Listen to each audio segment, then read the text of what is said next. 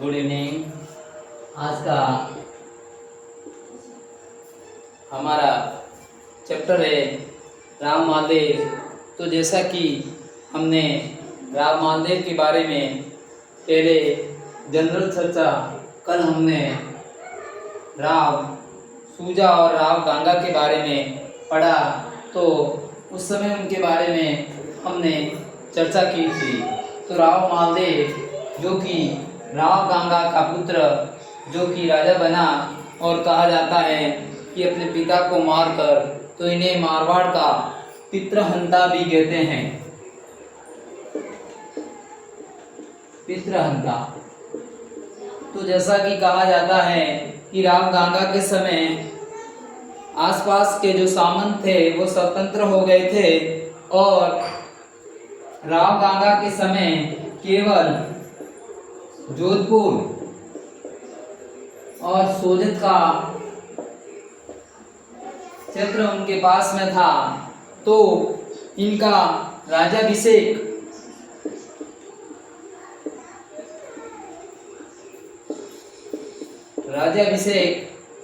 सोजत में होता है। इस प्रकार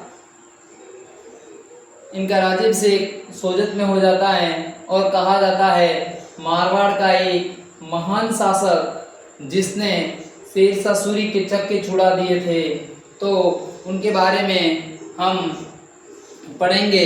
तो कहा जाता है कि 52 युद्धों और 58 परगनों का विजेता। तो कहा जाता है कि जैसा कि विदित है 52 युद्ध लड़े, और 52 युद्धों में ही इन्होंने विजय प्राप्त की, और 58 परगनों पर विजय प्राप्त किए, और 58 परगने इनके अधीन थे। तो इस प्रकार इनकी एक 52 युद्धों एवं 58 परगनों का विजेता की उपाधि, अर्थात 52 युद्धों को जीतने वाला और 58 परगनों का मालिक विजेता राव मालदेव को कहा जाता है। और मालदेव ने बादराजून जोधपुर के समीप ही है, वहां वीर सिंहलान पर आक्रमण कर बादराजून पर अधिकार कर लिया। इस प्रकार जालोर के और बाड़मेर में शिवाना, जहां पर डूंगर सिंह को हराया। इसी प्रकार हम नागौर पर चर्चा करेंगे। तो इनके एक युद्ध होता है इनके बीच, सेवकी का युद्ध। दौलत खां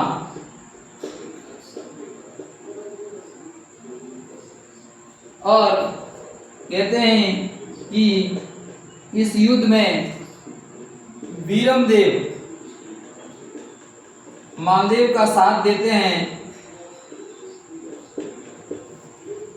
जैसा कि विदित है कि शिवाना का डूंगर सिंह को हराया था, बादराजून में वीर सिंहलान को हराया, नागौर में सेवकी का युद्ध दौलत खान और मालदेव के बीच में, और वीरमदेव इनका सहयोग देता है और दौलत खान को हरा देता है, और दौलत खान से एक घोड़ा प्राप्त करते हैं जिनका नाम दरिया जोशी था।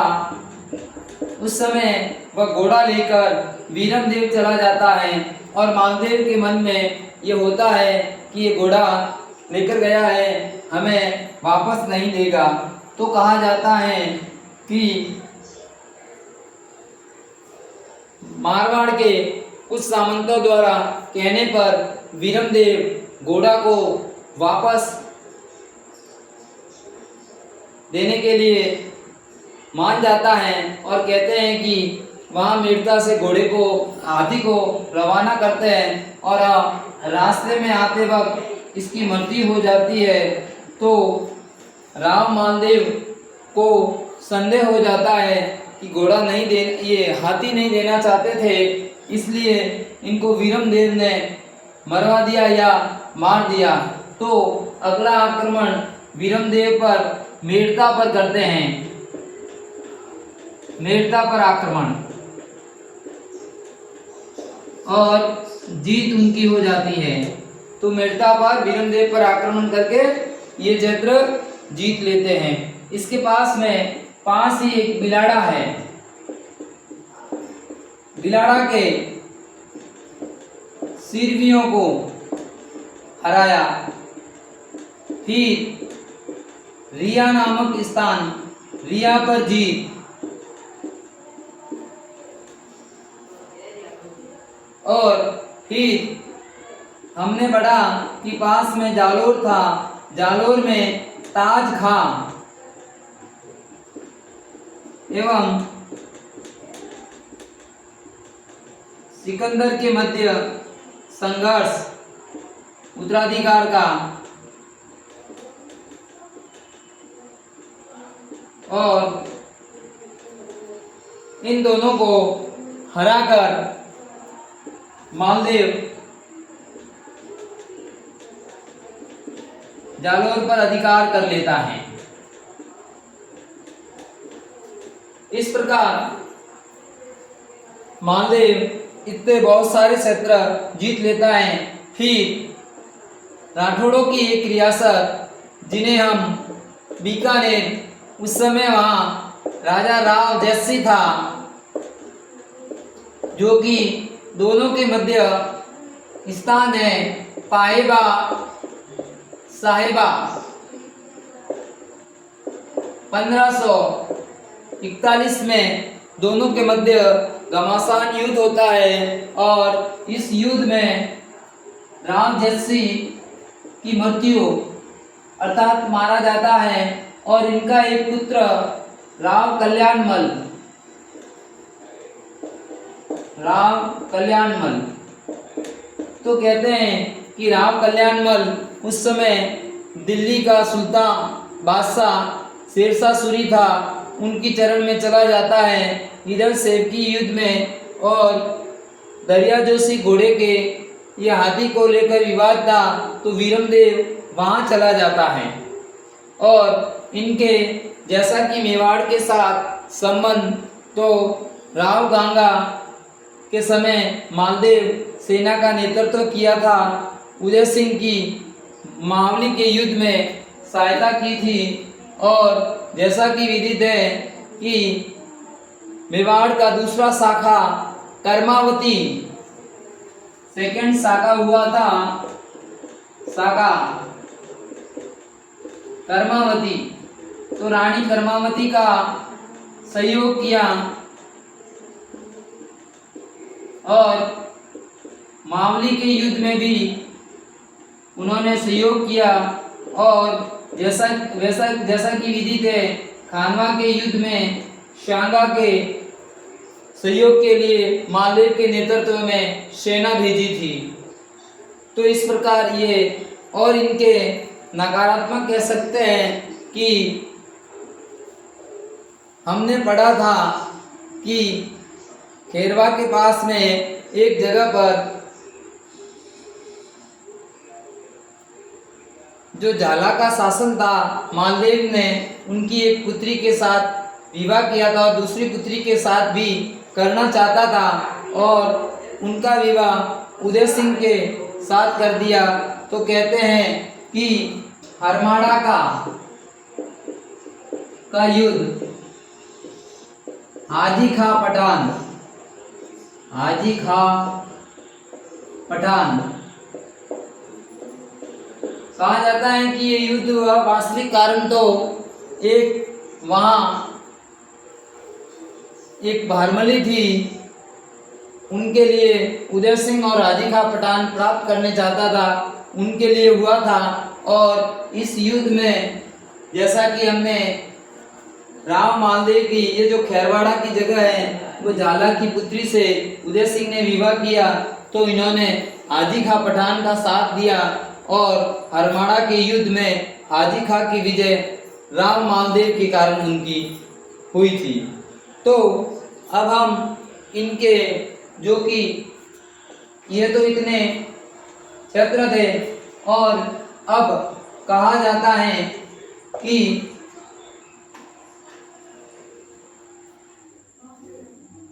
जो इधर उनके साम्राज्य का विस्तार हो रहा था, इधर शेरशाह सूरी अपने साम्राज्य का विस्तार कर रहा था। और चूंकि हमने विधि थे कि कल्याणमल और वीरमदेव उनकी सेवा में चले गए और उकसाने पर कहते हैं कि जनवरी 1544 को गिरी सुमेल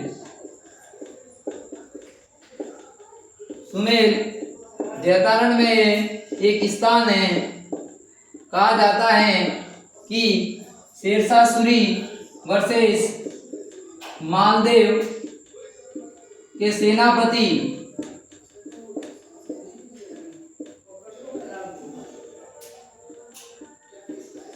जैता कूपा, तो कहा जाता है कि इसमें शेरशाह सूरी धोखाधड़ी कर देता है और कुछ ढाल और तलवार बेचने के बहाने वह अपने शिविर में प्रवेश करते हैं। उसके कुछ लोग बेचने के बहाने आते हैं और एक लिखा हुआ कागज डाल देते हैं और उस कागज में वो जैता और कूपा अपने साथ मिल जाने की बात करता है। उससे मालदेव के मन में अविश्वास पैदा हो जाता है और मालदेव सेना लेकर वापस जोधपुर चला जाता है। तो वह जोधपुर चला जाता है और जैता और कूपा अपने निर्दोष जो लगा कलंक को मिटाने के लिए भयंकर युद्ध करते हैं और बड़ी मुश्किल से कहा जाता है कि शेरशाह की जीत होती है। और शेरशाह उस समय कहता है कि मैं मुट्ठी भर बाजरे के लिए हिंदुस्तान की सल्तनत खो देता। तो कहा जाता है कि ये कहता है कि मैं एक केवल मुट्ठी भर, कहा जाता है कि शेरशाह जब युद्ध भूमि में वहां आता है और सेना को देखते हैं तो वीरमदेव और कल्याणमल को कहते हैं कि तुम कह रहे हो कि वह इतनी बड़ी सेना नहीं है, और देख कर ही उनके ये हक्का बक्का रह जाता है और हतोत्साहित हो जाता है। इसलिए वह षड्यंत्र करता है और वह जैता कूपा के प्रति मालदेव के मन में अविश्वास बढ़ने में सफल हो जाता है। और इसके पश्चात शेरशाह के एक सेनापति जोधपुर पर आक्रमण करते हैं और मालदेव शिवाना की तरफ चले जाते हैं, जो कि मारवाड़ की संकटकालीन राजधानी रही है लंबे समय से। तो वहां चले जाते हैं और कहा जाता है कि 1545 ईस्वी में कालिंजर के युद्ध में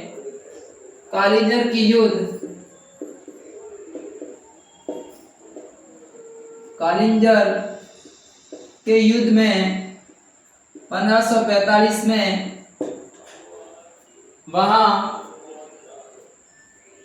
शेरशाह सूरी की मृत्यु हो जाती है और पुनः राव मालदेव जोधपुर पर अधिकार कर देते हैं, जैसा कि जीतकर वीरमदेव को वहां का प्रशासक बना देते हैं। ये इस प्रकार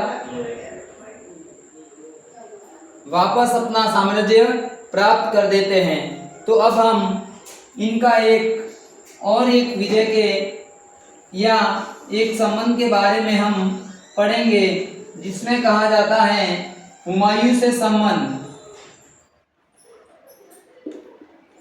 हुमायूं से संबंध। तो कहा जाता है कि इसने मीर समन रायमल सोनी अतक खां को कहते हैं कि हुमायूं जैसलमेर में एक जगह है, जैसलमेर में जोगी तीर्थ कहते हैं कि पहले तो सहायता का आश्वासन मांगता है और वह नहीं आता है और वह उस साइड चला जाता है, पर वहाँ उन्हें कहते हैं कि ईरान इराक जो क्षेत्र है वहाँ पर उन्हें सहायता का बराबर आश्वासन नहीं मिलता है। तो जोगी तीर्थ वापस आता है तो कहा जाता है कि उनका एक मुस्लिम सेना नायक वह तीनों को, ये अभी मैंने जैसा कि रायमल सोनी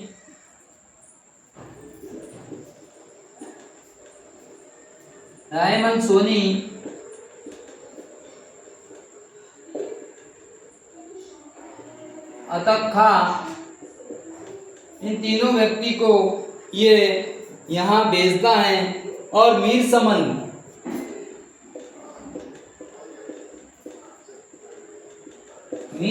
को भेजता है और मालदेव कुछ धन दूसरा देकर वहाँ से उनको भेजता है और सहायता का आश्वासन देता है।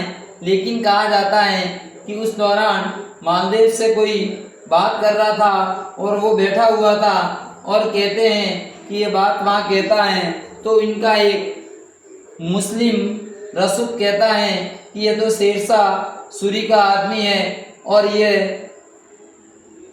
ये दोनों मिलकर आपको पकड़कर मारना चाहते हैं और उसमें अविश्वास पैदा कर देता है और हुमायूं जोगी तीर्थ से वापस बिना सहायता प्राप्त किए वहाँ से लौट जाता है।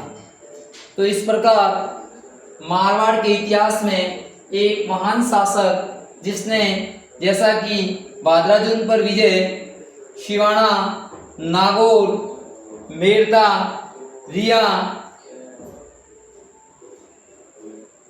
जैसलमेर, बिलाड़ा के सिरवियों और गिरी सुमेल का युद्ध, इसमें भी इनके जेताकुपा सेना नायकों ने उनको बड़ी मुश्किल से जीते और इसी में कहा था, उनकी वीरता को देखकर स्वयं शेरशाह सूरी ने कहा था, मैं मुट्ठी भर बाजरे के लिए पूरी हिंदुस्तान की सल्तनत खो देता तो हो सकता है कि यदि मालदेव, जेता और कुपा पर जो अविश्वास फैलाया था ये अविश्वास नहीं करता और सेना लेकर वापस नहीं जाता तो एक गारंटी से कि शेरशाह सूरी इस युद्ध में हार जाता और दिल्ली की सल्तनत हो सकता था। लेकिन यह अविश्वास के कारण वह मालदेव वापस चला गया और भाग्य ने शेरशाह सूरी का साथ दिया और वह वहाँ से जीत जाता है। इस प्रकार मारवाड़ के इतिहास में एक महान शासक और फारसी इतिहासकारों ने इन्हें हस्मत वाला शासक की उपाधि दी है। फारसी इतिहासकारों ने हस्मत वाला शासक की उपाधि दी है। तो हम इसका अगला पार्ट जो कि राव मालदेव द्वारा वहाँ कुछ निर्माण कार्य और उसकी कुछ युद्ध के अलावा मारवाड़ में उपलब्धियों के बारे में हम अगले अध्याय में पढ़ेंगे। जय हिंद, जय भारत। आशा है कि मेरे द्वारा दी गई जानकारी आपको अच्छी लगी होगी और ज़्यादा से ज़्यादा आप इस चैनल को सब्सक्राइबर्स करें और अपने आने वाले एग्ज़ाम में आप ज़्यादा से ज़्यादा फायदा लें। और मेरा विश्वास है कि जो मेरे द्वारा दी गई जानकारी है वह जो कि अभी बहुचर्चित भर्ती चतुर्श्रेणी कर्मचारी जिसमें राजस्थान की ऐतिहासिक घटनाएं, जो इस तरह से ही इसमें से कोई न कोई प्रश्न जरूर बनेगा। जय हिंद, जय भारत।